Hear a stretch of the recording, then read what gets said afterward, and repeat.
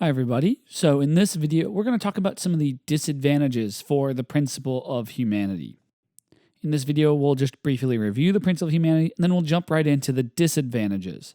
We'll talk about the problem of vagueness, the problem of autonomy, the problem of moral luck, and the problem of the moral community. And as we'll see, some of these disadvantages directly correspond to some of the advantages of utilitarianism or consequentialism. So remember, the principle of humanity states that morality requires us to always treat a human being, yourself included, as an end and never as a mere means. So to understand this principle, we need to get clear on what these different terms are. So firstly, what does Kant mean by a human being? So who is included in this principle such that we have these moral obligations to treat them as an end? Well, a human being for Kant is anything that has rationality and autonomy.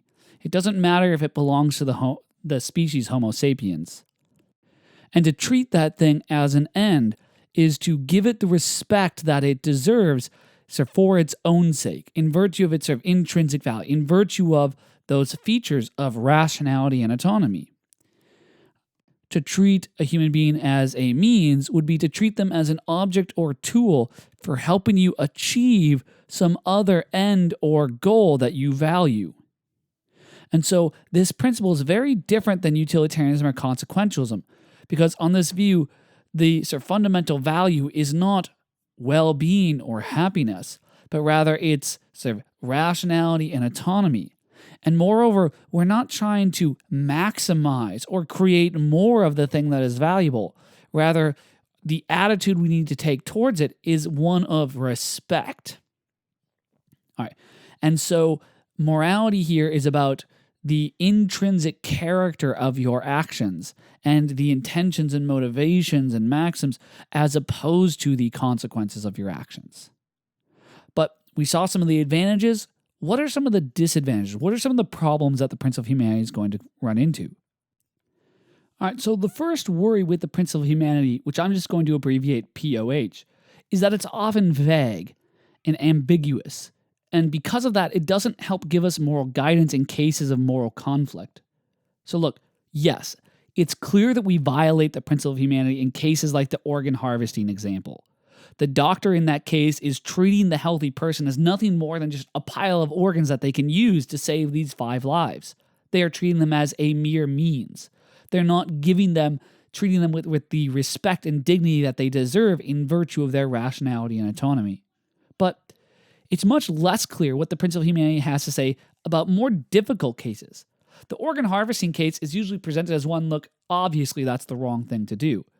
And so the principle of humanity seems to get the answer right there. But what about the situations where things seem a bit in the gray area?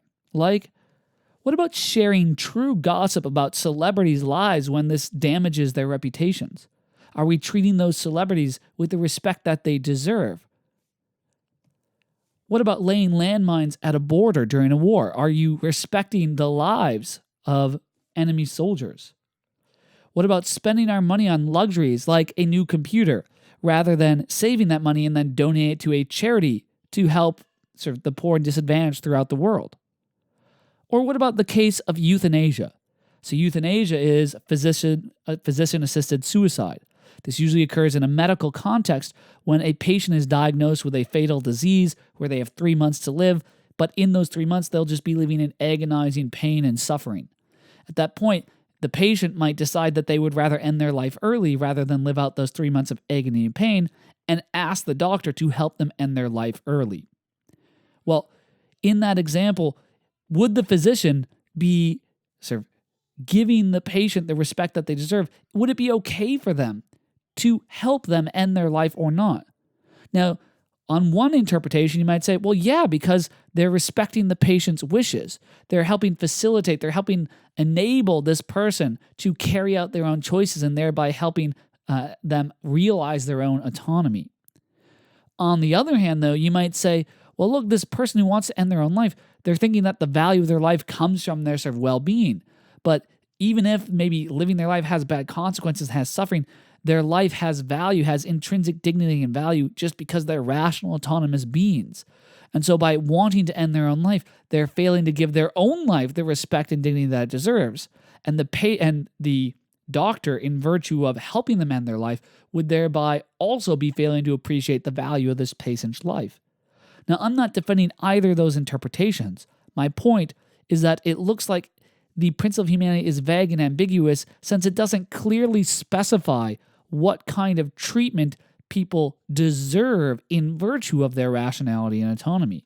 Until we have clear criteria, it's just not clear what to say.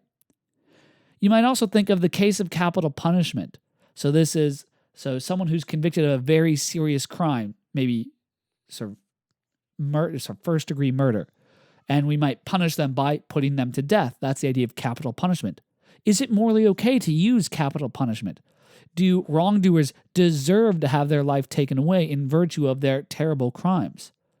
Well, yet again, it's not clear, and so until we have some concrete criteria, it looks like the principle of humanity just doesn't offer us any moral guidance here. So we can turn this into a kind of argument from vagueness, where it says, look, the principle of humanity is vague and ambiguous. But if a moral principle is vague, then it doesn't provide us with clear advice in cases of moral conflict. But if a moral principle doesn't provide clear advice in cases of moral conflict, in those difficult sort of gray areas, then it's not the ultimate moral principle. So it doesn't give us one of the things we want from a moral theory. We want it to help us decide or think more clearly about those controversial cases. Thus, the principle of humanity is not the ultimate moral principle. All right. A second problem is the principle of humanity depends on the assumption that people have autonomy. It isn't clear that we actually do have autonomy or free will. So as we learn more about the sciences, we learn more about the kinds of things that influence our human behavior. And our biology, upbringing, and culture, all these sort of external factors, seem to have a large effect over the kind of person we develop into and the kind of behaviors or choices we make. So much so that many have suggested that our behavior and choices are entirely determined by factors that are out of our control, and thus we do not actually have autonomy or control over our decisions. And thus, it looks like on Kant's view, we couldn't be held responsible. We couldn't say that those actions are morally right or wrong. Our actions would be determined on the basis of our sort of animal nature just as much as the actions of a lion are determined on the basis of its animal nature. However, the problem may be even worse than this. And this goes into what we might call the argument against autonomy. The idea here is, look, either our choices are determined by prior causes. So either our choices are the effects of prior causes that sort of lead to these decisions, or they're not. Now, the idea is, if our choices are determined by prior causes, then it looks like we're not actually in control of our choices, and we thereby lack autonomy or free will. If our choices are not determined, though, by prior causes, then to that extent, it looks like our choices are random. Now, but if our choices are random, then it's also true that we're not in control of them, because you can't control the outcome of a random event. And thus, we would also lack autonomy and free will on this position. And so it looks like we're damned if we do, damned if we don't. If our choices are determined, we don't have free will. If our choices aren't determined, then they're random and we don't have free will. So either way we go, we lack autonomy or free will. So this is a very famous argument against free will that has a very long history, and a number of philosophers have tried to respond to it. One thing you could do is you could try to say, okay, maybe there's a middle ground here. Maybe there's a way to say that even if our decisions are not determined, maybe they're not random. Maybe there's still some sort of, through our own sort of nature, we can make these sort of probable. Another thing, people have tried to sort of argue that our actions could be determined and still be free will, because as long as they're determined in the right way. All right, so we're not going to talk about sort of those issues. The issue of free will is a really big sort of topic in philosophy. If you're interested, I do have a section on sort of free will that we go into quite a bit of detail about this kind of argument in my Intro to Philosophy class if you're interested. Or if you just want to talk to me about it, feel free. Another worry is that the principle of humanity implies that there is no such thing as moral luck. So according to Kant, it's our autonomy that makes our choices deserving of moral credit. It's because these decisions, these actions, come from us. That's what thereby gives our actions moral value. We cannot be held morally responsible on Kant's view for anything that's out of our control. So if there's something that we are not able to choose, that we have no control over, then it can't change the morality of our action. On Kant's view, then, there should not be anything such as moral luck. Moral luck is when there are factors that are outside of the agent's control, so lucky factors, that affect the moral assessment of their choices or actions. So the problem is that there do appear to be examples of moral luck. Here's a few examples. First, imagine two drunk drivers. They go to the same bar, they get equally intoxicated, they have the same blood alcohol content level, and they get in their car, they decide to drive at the same time, and they take exactly the same road. And they drive the same sort of speed, they're intoxicated, they drive the same distance, and imagine they swerve at exactly the same place in the road. Just one person does this on Monday night, one person does this on Tuesday night. One of them gets rather lucky, and when they swerve, no one's there, they don't hurt anybody, they get home fine, nothing happens. The second one, they did everything the same except when they swerved, they got unlucky and there was a person there, they hit them and they killed them. Now, usually most people would hold the second person morally responsible for the death of that person. But notice to some extent, the fact that a person was killed was out of their control. Now, what was in their control is that they were in control of whether they decide to drive drunk. But notice both persons were in control of that. So that's true about both situations. So they were both in control of the very same things. And so presumably we should hold them equally responsible, equally blameworthy for their actions. But it seems as if we don't just hold the both drivers responsible for their drunken driving. We hold the second one responsible for the death of that person, and we would punish them much worse than the first person. And that seems to suggest that there are some factors that are outside a person's control that can affect the moral worth of their actions and choices. This is sometimes called resultant moral luck. The results of our actions do seem to make a difference to their moral worth, even though sometimes the results are not within our control. Also, similarly, there's an example of someone born into an evil culture and upbringing. The idea here is we are oftentimes influenced very severely. The choices we make are influenced by the society and upbringing we have. So a lot of people that seem decent and nice to you, well, if they were to have instead been born maybe in Nazi Germany, well, they might have ended up, the very same person, doing morally atrocious things.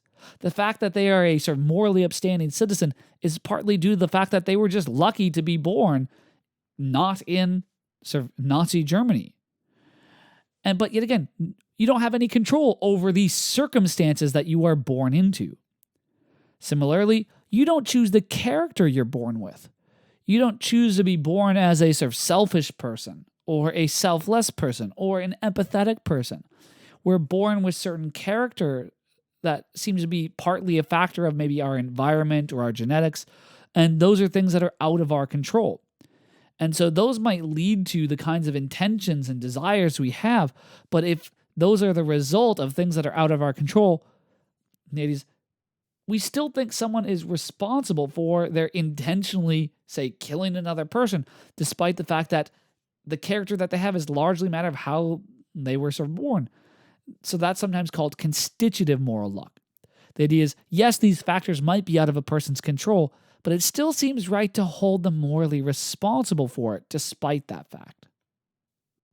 So the argument for moral luck then would be, if the principle of humanity is correct, then there would be no instances of moral luck. So cases where the moral worth of someone's actions or choices depends upon things outside their control. But there are instances of moral luck, as we've seen. It seems perfectly fine to blame the sort of Nazi officer despite the fact that they had no control over the fact that they were born into those circumstances. It seems perfectly right to blame and hold the drunk driver responsible for that person's death, even though they had no control over the fact that there happened to be a person at exactly the point that they swerved on the road. Thus, the principle of humanity is incorrect. Lastly, the principle of humanity problematically excludes various creatures from the moral community. So according to Kant, it's our rationality and autonomy that serves to ground our infinite value. It's rationality and autonomy that makes us deserving of a certain kind of dignity and respect. And it's our rationality and autonomy that serves to ground our possessing moral rights. All right, so all of this is just review. But here's where the problem comes in. That means that creatures which lack rationality and autonomy do not have that infinite value, do not have moral rights, and are not thereby deserving of this respect and dignity, and do not fall under the domain of the principle of humanity. So remember, the principle of humanity says we need to treat creatures with rationality and autonomy always as an end.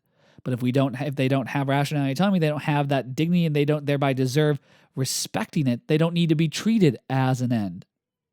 Right. So this leads to the argument against animals.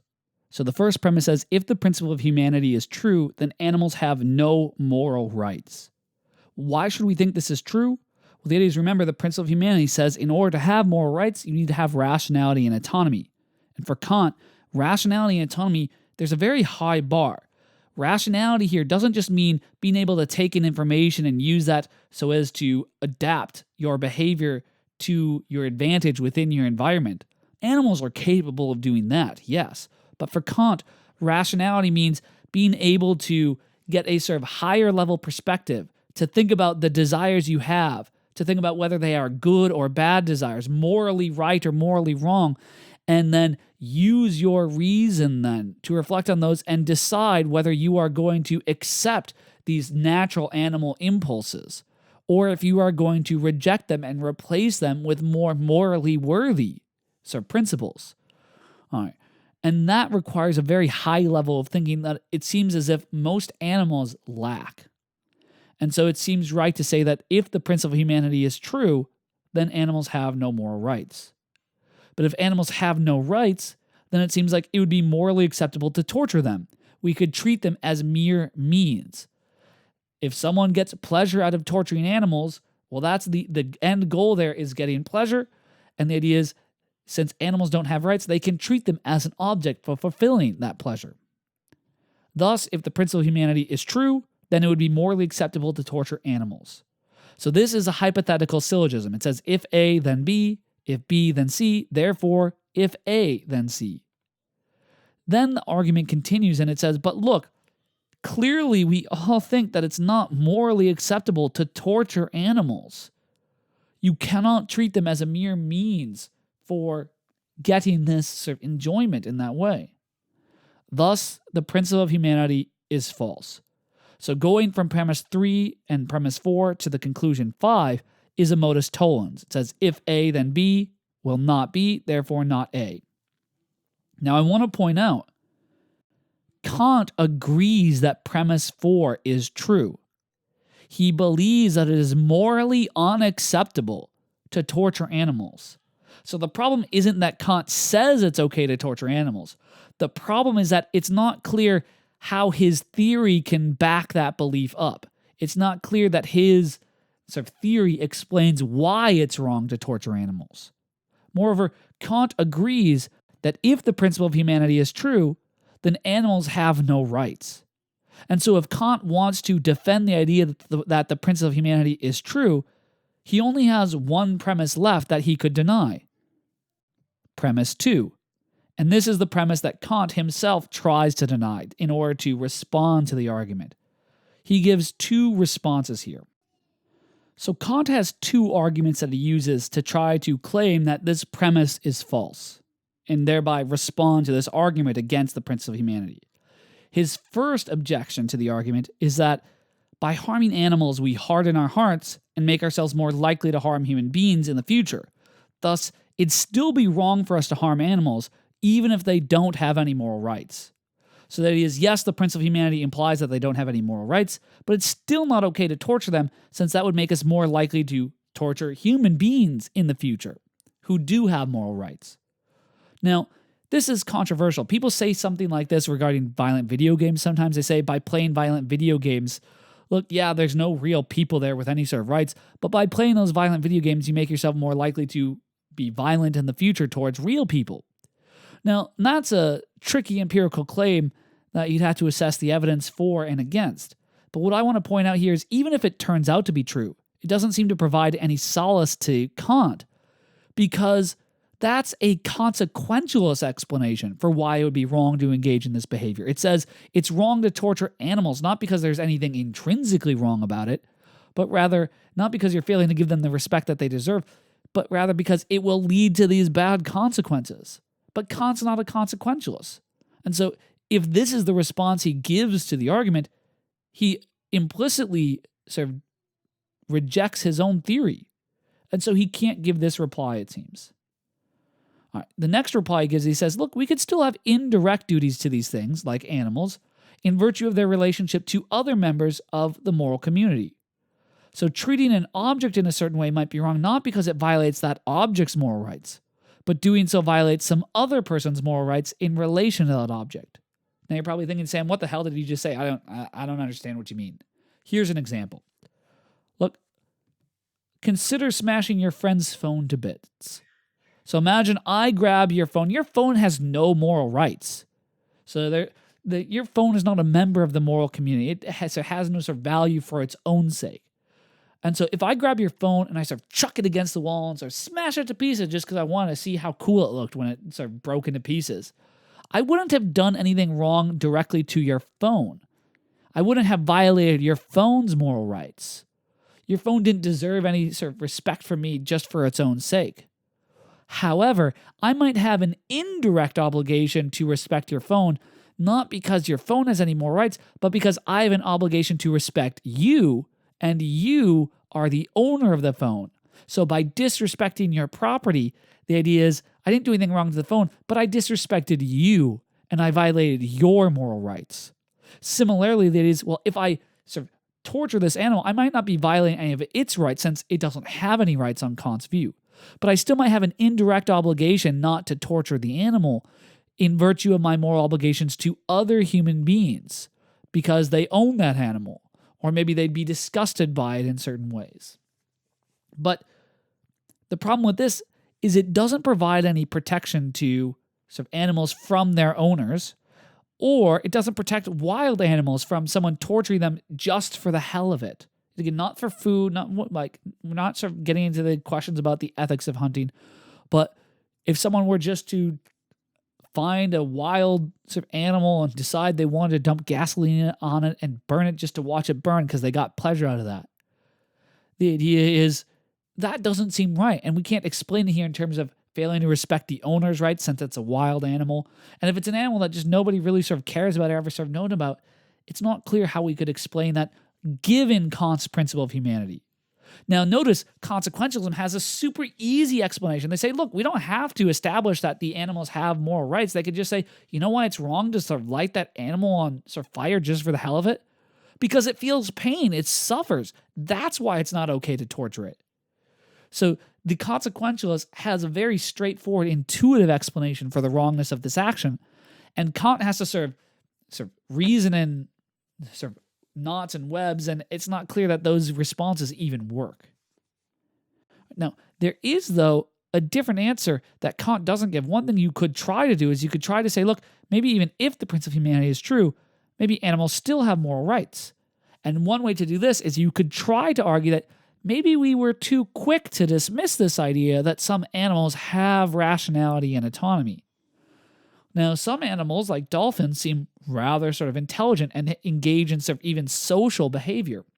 And you might look at their behavior to try to give evidence that they have rationality. Now, that's a hard thing to do, and one of the problems with that might just be, but look, even if dolphins get included, as you go down the phylogenetic tree, it looks less and less likely that animals would have rationality.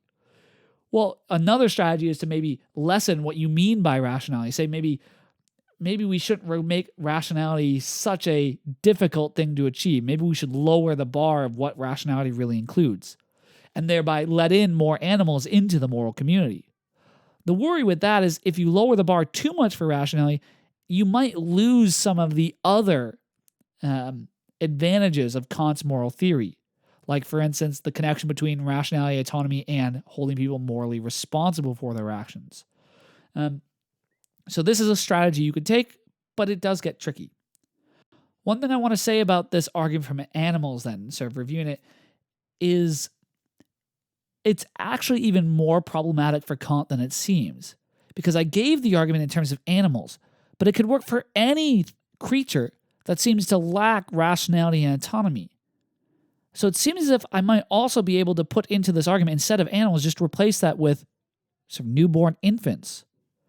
Tell you this, my kids, when they were a day old, they did a lot of cool, really cute things, but I'm pretty sure they did not have rationality and autonomy. They were not able to think about their desires and whether they were good or bad, morally right or wrong, and sort of decide how to sort of act on those. No, none of that was going on. Or consider people with very severe mental disabilities. Now it looks like on this view they have no moral rights and then thereby are not deserving of this sort of respect and dignity. Now, that seems to be a morally atrocious conclusion. Now, Kant doesn't want to get that conclusion, that it'd be okay to treat those people or those animals as mere means, or as sort of terribly. But it's not clear that his moral theory can explain why it's wrong to treat those sort of people and animals in that way. So that's it for our unit on Kantian ethics. So at this point, I want you to sort of think about, which view of morality do you find more plausible overall? They both have their strengths, they both have their weaknesses. Now we need to put those strengths and weaknesses sort of on a scale, balance them out to try to figure out which one do we think sort of on balance is the more plausible ethical theory. The consequentialist or utilitarian view, or the Kantian view? And what reasons do you have in favor of your preferred theory? Why do you think it's the better theory? And again, both views have their problems. Do you have any suggestions for trying to respond to some of those worries on behalf of that moral theory?